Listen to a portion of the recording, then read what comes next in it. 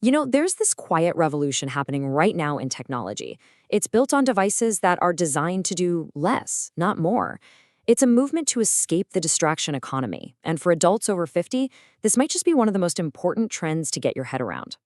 So it all kicks off with this little gadget, about the size of a deck of cards. Now, in a world where our phones are just screaming for our attention 24/7, this might be the most radical thing you could own. And why? Because it just takes photos. That's it. Nothing else. And this gets to the heart of the really profound emotional reaction these things can cause. I mean, can you imagine? You're taking a photo of something beautiful, and for the first time in what feels like a decade, your attention is completely whole. It's not shattered into a million pieces by notifications. That feeling, that pure relief, that's what this whole movement is about. Okay, so what is this thing that creates such a powerful feeling? Well, it's simple. It has no texting, no apps, zero social media. You press a button, it snaps a picture, later you load them onto your computer. That's the entire product. It's really about rediscovering an experience that I think a lot of us thought was gone for good. Let's look at the difference here, right?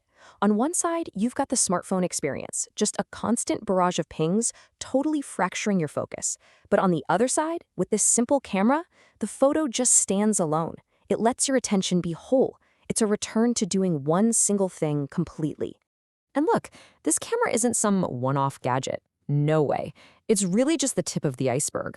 We're talking about a whole new category of technology that's popping up as a direct response to this attention economy. It's part of a much, much bigger trend. People call this category a few different things: focus tech, intentional tech. But my favorite is anti-distraction tech. The idea is so simple. Make one thing, make it really, really well, and then refuse to add anything else. That refusal, that's the main feature. And believe me, this is a real growing market. You've got the light phone, it just handles calls and texts, no internet. Then there's the remarkable tablet, a digital notebook that deliberately locks you out of the web. Or the daylight computer, which uses a paper-like screen so you literally can't binge-watch videos. And here's the kicker. People are paying a premium for every single one of these, for the privilege of doing less. So this leads us to this fascinating, kind of counterintuitive idea, right? The very thing that makes these products so valuable is what they don't do. The power of less is seriously becoming the next big thing in tech. Which brings us to the central puzzle here. I mean, for decades, the tech industry has been built on just adding more and more features. So why on earth are people now willing to pay extra for devices that proudly offer less? What has fundamentally changed? Well, the economics behind all this are shifting, and fast. For the last 20 years, the whole game was about adding features. More apps, more content, more engagement.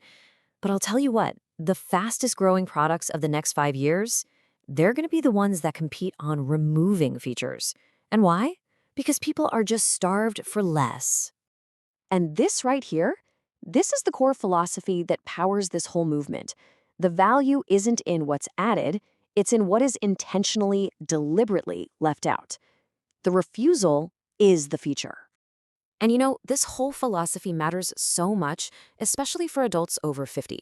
Why? Because this demographic is in a unique position to not just benefit from this trend, but to actually lead it.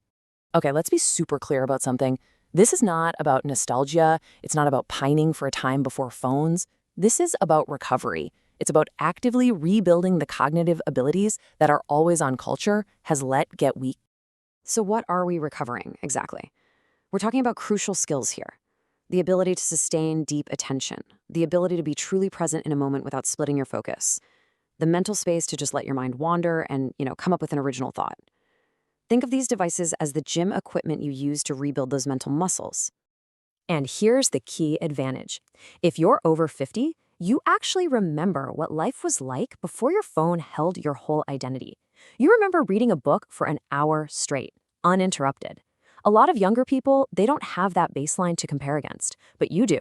You have a crystal clear memory of what was lost and what can be regained. All right, so this all sounds great, right? But how do you actually start?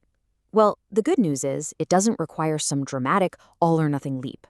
There's a really practical and simple way to begin. First off, you do not need to throw your smartphone away. That's just an overreaction. Instead, think about the times you most want to protect. Maybe it's those early mornings, or long walks, or family dinners. Then, during those specific windows, just carry the simpler, single-purpose device and leave the smartphone behind. Easy. Now, these devices do have a cost. I get it. $2, $3, even $400, that's real money. But let me ask you this. How do you measure the cost of your fractured attention? When you weigh a one-time purchase against the constant tax on your focus, well, the math starts to make a whole lot of sense. Okay, let's end with a tangible first step. A simple, totally no-cost assignment you can try this week just to see what this feels like for yourself. Here's what you're going to do this week. Pick just 1 hour, or maybe one evening that you really want to protect. During that time, leave your smartphone in a different room. And then, simply notice. Just notice what your mind does. Does it reach for the phone? Do you feel anxious? Or, and this is the interesting part, do you feel a sense of relief? That little observation is always the first step. You know, it might feel a little strange at first, maybe even a bit uncomfortable, but try it anyway. You might just surprise yourself with what you can discover in that quiet space.